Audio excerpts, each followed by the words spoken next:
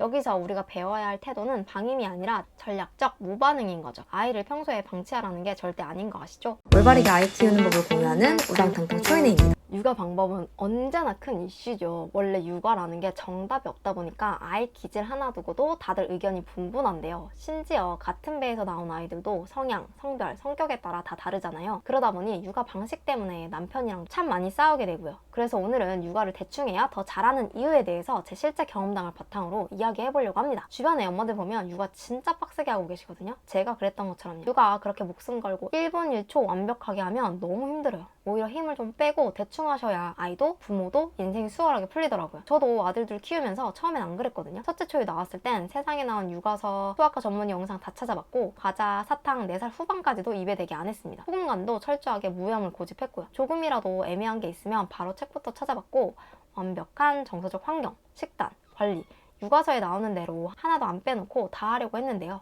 심지어 아기가 태어났을 때는 아기가 하도 우니까 옆에 책을 두고 하나하나 찾아서 해결해 주려고 했을 만큼이요. 그런데 결과가 어땠냐고요? 집안은 매일 숨막히는 전쟁터였고 육아가 너무 힘들더라고요. 게다가 까다로운 기질의 첫째는 그런 정성 육아가 한 번에 잘 먹히지도 않았고 멘탈은 진작에 바닥났습니다. 그러다 둘째 초이 낳고 체력이 완전히 방전이 된 거예요. 아 모르겠다 그냥 흘러가는 대로 키우자 하고 힘을 뺐거든요. 과자도 그냥 주고 무염고집도 안 하고 육여서도 아예 안 들여봤습니다. 이게 둘째라서 그런 것도 있는 것 같아요. 그런데 정말 신기하게 둘째 초이가 오히려 더 똑부러지고 눈치도 빠릅니다. 첫째 초이한테 그렇게 공들였던 걸 생각하면 허탈할 정도예요. 이게 단순히 제 기분 탓이거나 체력방전 스토리로 끝나는 얘기가 아닙니다. 우리가 애쓰지 않을수록 육아가 더 잘 풀리는 뇌과학적 비밀과 심리학적 원리가 분명히 있더라고요. 오늘은 그 비밀에 대해서 이야기해볼까 합니다. 뇌과학적으로 보면요. 우리가 뭔가 진짜 잘해야 돼. 내가 실수하면 내 인상을 망쳐 하고 과도하게 집착하고 긴장하는 순간 뇌 위에 있는 전두엽에 과부하가 걸린다고 해요. 이 전두엽은 아주 깐깐한 검열관이자 24시간 잔소리하는 사람의 역할을 한다고 합니다. 너 지금 엄마로서 행동 똑바로 하고 있어? 아까 그 말투는 아이에게 상처 준 거 아니야? 남들이 너한테 손가락질하고 있어 라고 하면서 마음에 끊임없는 불안과 죄책감을 주입하는 거죠. 제가 첫째 초에 키울 때 딱 그랬거든요. 유염식 지키고 사탕은 안 먹이고 매 순간 전두엽이 풀 가동됐던 거죠. 엄마의 전두엽이 과열돼서 불안 신호를 뿜어내기 시작하면 뇌는 이성적인 판단을 멈추고 생존을 위한 비상 모드로 전환된다고 합니다. 마치 엑셀을 밟으면서 동시에 브레이크도 온 힘으로 쥐고 있는 꼴이죠. 굉음은 나고 연기는 피어오르는데 차는 한 발짝도 못 나가는 상태인 거예요. 게다가 거울 신경망 때문에 엄마의 팽팽한 불안이 아이한테도 고스란히 전가됩니다. 반대로 엄마가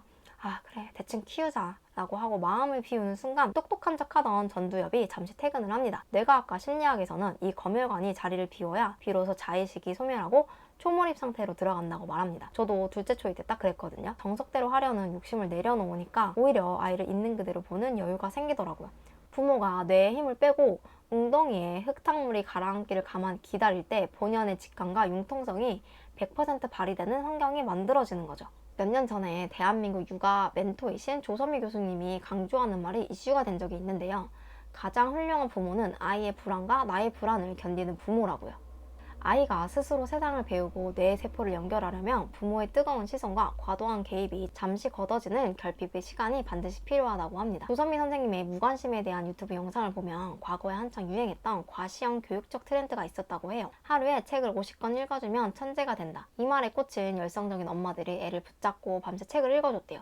그런데 오히려 소아정신과 교실에서는 또래 관계에 전혀 못 맺는 아이들이 넘쳐나기 시작했다는 겁니다. 즉 책만으로 세상을 배우다 보니 현실 놀이터에서 친구가 싫다고 할 때 눈치껏 물러서거나 자연스럽게 놀이에 끼는 사회성을 기를 기회를 박탈당한 거죠. 돌이켜보면 저도 초이한테 이런 식이었는데요. 완벽하게 세팅된 환경 안에서만 자라게 하려다 보니 정작 아이가 스스로 부딪히고 해결할 기회를 별로 못 줬던 거예요. 뇌를 완벽하고 풍족한 무균실 환경이 아니라 적당한 결핍과 불편함이 있을 때 이걸 해결하려고 아이 스스로 유연을 확장하고 발달시킨다고 해요. 부모가 모든 걸 세팅하고 떠받드는 빡센 육아는 아이 스스로 마음의 면역력을 기를 기회를 훔치는 독이 될 뿐이라는 이야기에 저는 어느 정도 공감하는 바인데요. 극단적이지만 소름 돋는 현실 예시 하나 들어볼게요. 주말에 놀이터 가보면 부모 성향에 따라 크게 두 분류로 나누는데요. 첫 번째는 제가 첫째 초이를 봤던 것처럼 온갖 주전부리, 물티슈, 수건, 바리바리 싸들고 와서 아이의 일거수일투족을 감시하는 과잉 밀착형 부모인데요.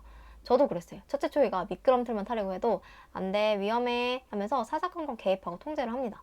저도 딱 이 유형이었고요.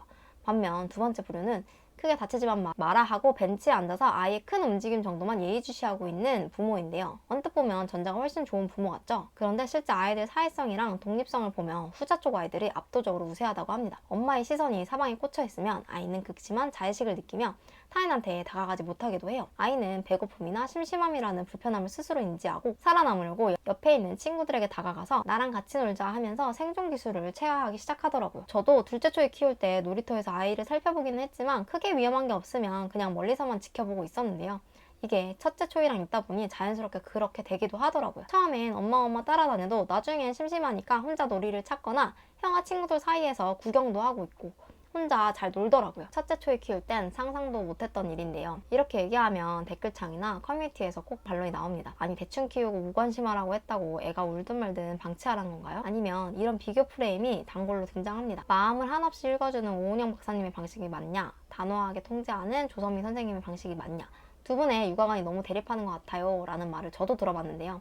근데 조금만 생각해보면 오은영 선생님이 강조하시는 공감이랑 조선미 교수님이 말씀하시는 단호한 통제는 결코 대립되는 개념이 아니더라고요. 두 분이 말하는 육아의 본질적 결은 정확히 일치합니다. 오은영 선생님이 솔루션을 자세히 보세요. 무조건 애 기분에 맞춰주고 오냐오냐 하라고 하는 게 아니라 그래 내 마음은 알겠어 하지만 절대 이건 안 되는 거야 하고 끝까지 한계를 짓고 규칙을 따르게 하는 게 선생님의 훈육의 핵심이라고 생각을 합니다. 단지 앞부분에 공감이라는 단어가 들어갔을 뿐이죠. 여기서 우리가 배워야 할 태도는 방임이 아니라 전략적 무반응인 거죠. 아이를 평소에 방치하라는 게 절대 아닌 거 아시죠? 아이가 부모의 관심을 끌려고 짜증내거나 부당하게 때를 쓰거나 스스로 해야 할 책임, 회피할 때 부모가 거기에 과잉 반응하며 소리를 지르거나 애원하지 말라는 뜻입니다. 아이가 물건을 집어던지고 떼쓴다고 매번 같이 소리 지르고 훈계하면 그 문제 행동은 부모의 강렬한 리액션이라는 보상을 먹고 오히려 강화된다고 해요. 하지만 그 순간 감정을 싹 빼고 침묵으로 무관심으로 대치를 하되 아이가 올바른 태도로 돌아왔을 때 담백하게 반응해주는 거, 이게 진짜 주도권을 찾아오는 영리한 통제력인 것처럼요. 부모는 절대 아이와 친구가 될 수 없습니다. 험난한 사회라는 히말라야를 오를 때 길을 잃지 않도록 든든한 등대가 되어주는 것, 그게 바로 대충육아의 진짜 반론에 대한 대답인데요. 그러면 제가 독박육아 하면서 멘탈을 지키며 영리하게 힘을 뺀 실천 대안법 3가지 알려드릴게요. 초이 때 너무 정석대로 하다 지치고 둘째 초이 때 설렁설렁하면 오히려 얻은 걸 바탕으로 3가지를 정리해 볼게요. 첫 번째, 엄마의 영역을 당당하게 챙기세요. 집에 맛있는 간식이나 아이스크림이 있을 때 엄마는 안 먹어도 돼, 다 먹어 라고 하면서 일방적으로 희생하지 마세요. 이 아이스크림은 엄마 거니까 이거 엄마 거, 너희 거는 너희 거 하면서 내 행복의 몫을 아이 앞에서도 당당하게 주장하셔야 합니다. 저도 첫째 초이 때는 제목까지 양보하면서 애 먹을 거 하나하나 신경을 곤두세웠는데 정작 그렇게 애써도 얻은 게 별로 없더라고요. 부모가 자기 삶을 주체적으로 즐기는 모습을 보여줘도 아이가 훗날 죄책감 없이 당당한 성인으로 자립할 수 있다고 생각합니다. 두 번째, 호들갑 금주 규칙을 가슴에 새기세요. 애들이 살짝 넘어지거나 피가 조금 난다고 어떻게 피나 하고 불안해하면 별거 아니던 일도 아이의 뇌에는 엄청난 재앙인 줄 알고 자지러지게 더 울더라고요. 제가 첫째 초에 키울 때 매사에 이렇게 예민하게 반응했거든요. 둘째 초에 키울 땐 그냥 쳐다보고 괜찮아? 그러면 털고 일어나 하고 이야기해줬어요.